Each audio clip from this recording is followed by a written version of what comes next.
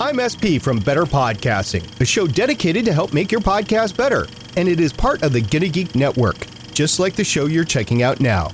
Shows on the network are individually owned and opinions expressed may not reflect others. Find other insightful and wonderful geeky shows at GonnaGeekNetwork.com.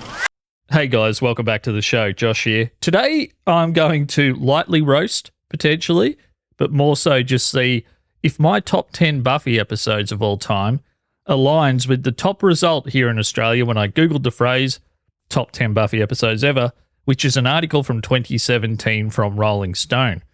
I will say one thing, I don't know the list that they have other than the episode they chose at number 10, because when I printed that out of the printer, number 10 came up on top, and I kind of couldn't avoid actually seeing that one because it was sitting on top of the pile that I ended up putting a staple through. So once again, Rolling Stone's top 10 Buffy the Vampire Slayer episodes of all time. Why am I doing this on this particular show? Well, I just want to have more fun. I'm loving doing this show and I want to keep the content coming, but talking about fan campaigns every week or every month or whatever it is that I'm releasing, what schedule I'm on, the majority of them, sadly, aren't successful, and that can just be a little sad. So I'm trying to have more fun, and hopefully this is fun for you. So we'll kick in right now with their episode number 10. So this is the episode Angel, Season 1, Episode 7. So I'm not going to spend too long on each of these because I might agree with the episode being in the top 10, and I may even agree with the placement of the episode, but there's no episodes in Season 1 that should be in this list. I'm sorry. I love Season 1. It was the show that changed my life. I thought about nothing else. It distracted me from school. It distracted me from basketball, football. I would sit there and play episodes out in my head when I was meant to be doing other things, and it was all encompassing.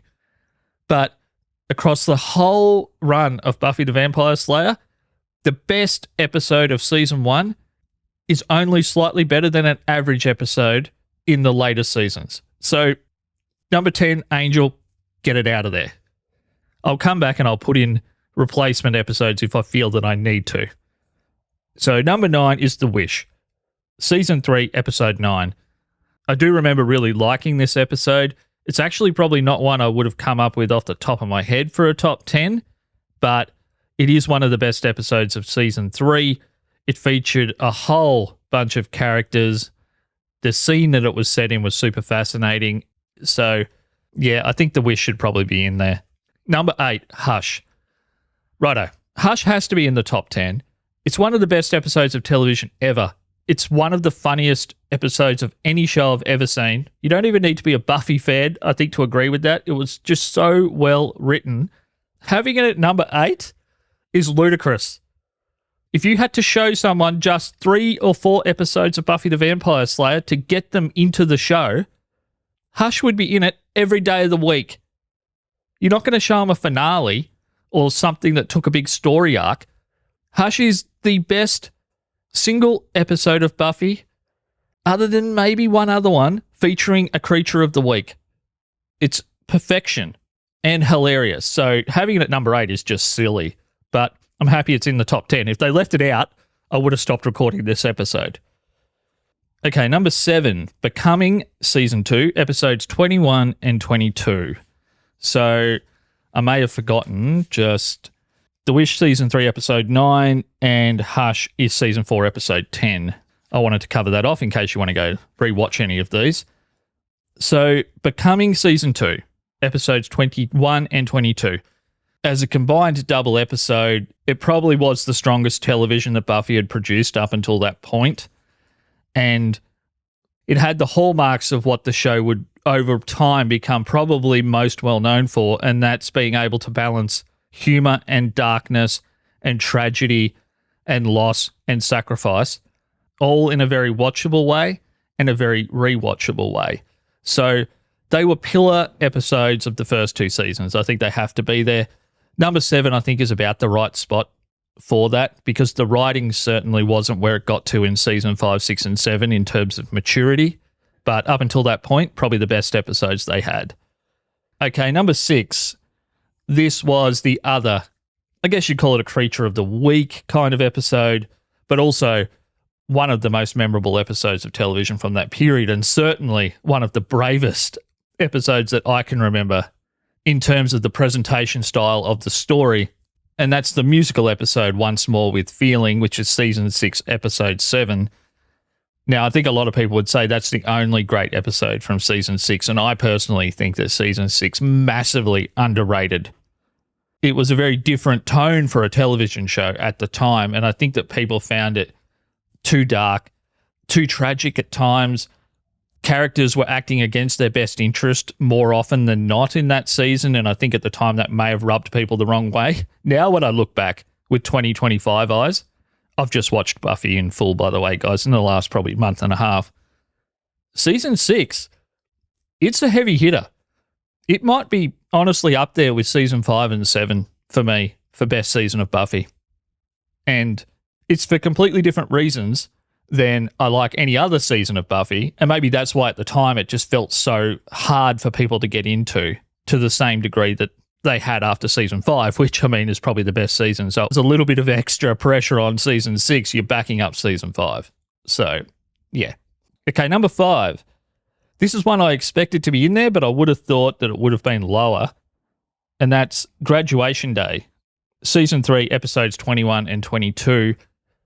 Amazing episodes. I loved them. I loved the mayor. I thought he was an absolutely brilliant antagonist. I really enjoyed the arc of those 2 episodes, another kind of double finale. I would have thought that if this person was going to include some of the more teen drama era of Buffy, that Becoming Part 1 and 2 probably would have actually come higher in the list than Graduation Day. But having just watched it, Graduation Day is the better double episode. It's just a little bit more mature. And the mayor is just really fascinating as an enemy. Not that Angel wasn't. I mean, Angelus might be at times the best antagonist on the show, full stop. When he's at his most evil, he's truly fascinating.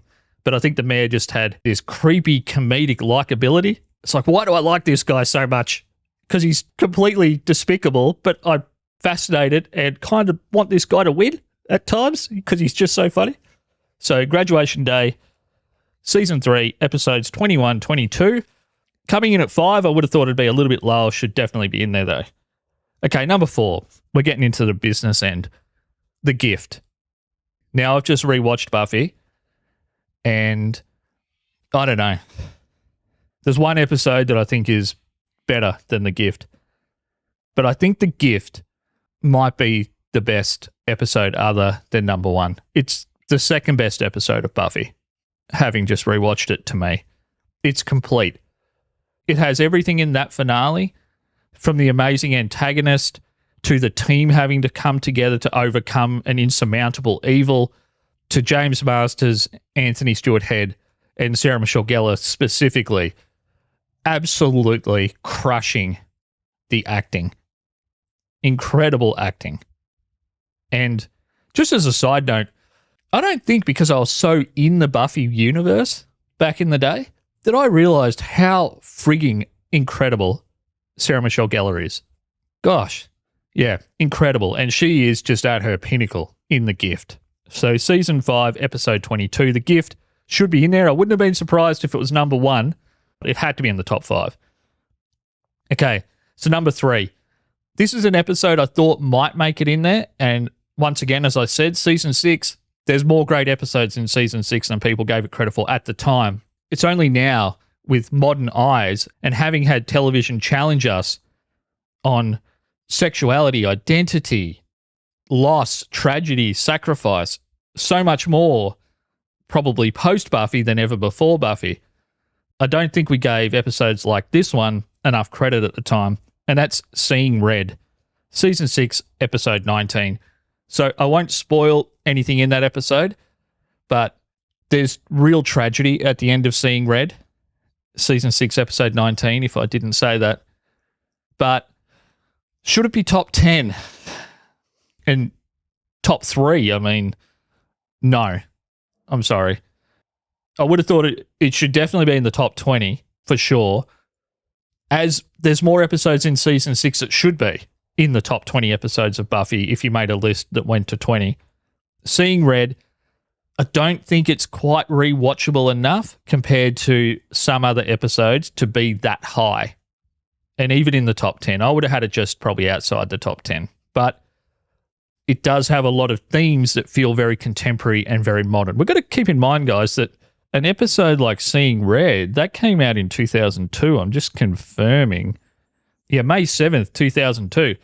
So there's things about Seeing Red that we're only used to seeing on television now. Themes of loss, tragedy.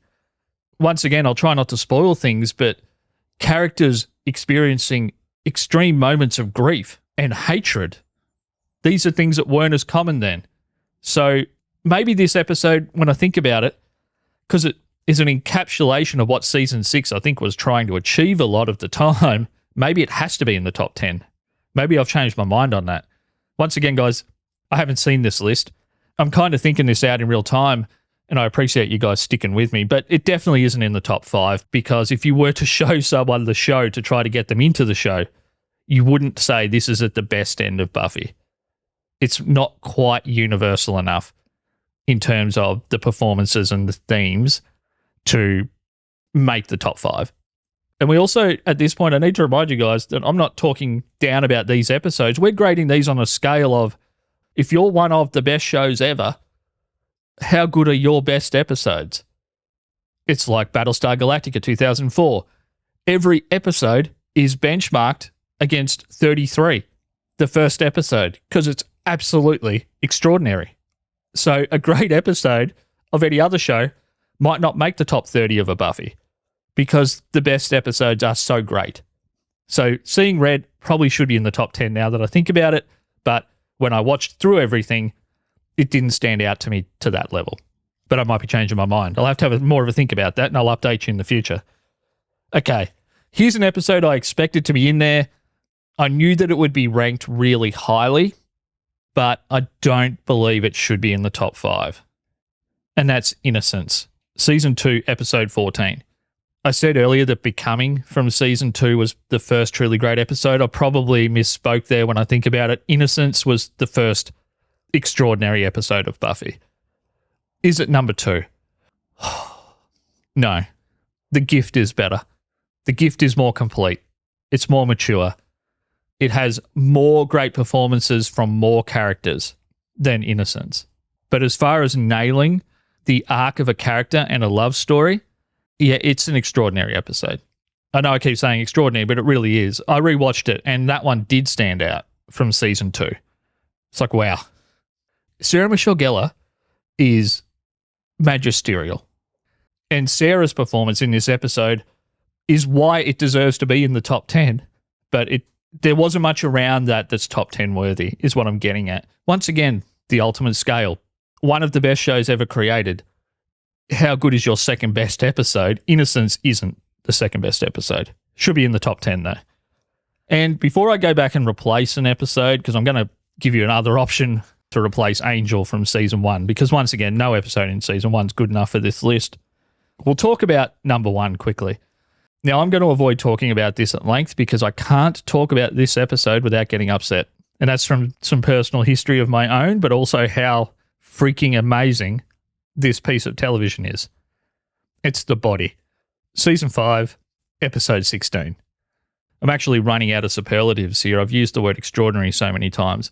So what I'll say about The Body is it's perfect.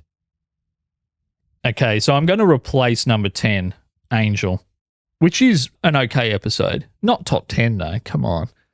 There's so many better episodes. So what I think the top 10 is missing is an episode where the peripheral characters get to really flex their muscle outside of Buffy and Angel in the early seasons, that world through the latter seasons, the Buffy and Spike interaction. Beyond that, every so often, and I won't call them side characters because that's the beauty of the world, the Buffyverse, the development and the richness of every core character, I think still is unequaled. But this episode that I'm thinking of is the one that I would play people to say, oh, and it can be this. It can be funny and intriguing and entertaining and dark at times and can have complexities in a comedic fashion that add tension still. And that's the episode Dopplegangland from season 3, which, just for your reference, came out in 1999, but it's rated a 9.2 on IMDb, which would be one of their higher rated episodes from that season. I'm just having a scan. It is the most highly rated episode of season 3, with Graduation Day coming in at a 9.1. So Dopplegangland is an episode I would show people. Amazing episode, funny, as we just found out, the highest rated episode on IMDb from season 3. So if that means anything to you, go check it out with a 9.2. And I think that was the only one I was going to replace completely with an episode that really stuck out in my head that it should be replaced. The others are questionable. Some of them have a particular relevance that maybe gets them in the top 10, like Seeing Red. And Innocence I would have just had lower in the top 10. So maybe that would have been coming in around number 10. I think that honestly, Dopplegangland is more entertaining than Innocence, but not as good. So maybe they would be number 9 and number 10. Righto, guys, that's all I've got for you today. Thanks so much for listening through this very different episode. Pretty much the top 50 episodes of Buffy. I love every one of them. So it was great. He got a very tight scale today. Make sure you check out the show notes for today. I'm going to go away and have a think how I would order my top 10, because there are a few different things to the Rolling Stone top 10. Thank you to Rolling Stone for letting me lightly roast your list. Righto, guys, I'll talk to you again soon, and bye for now.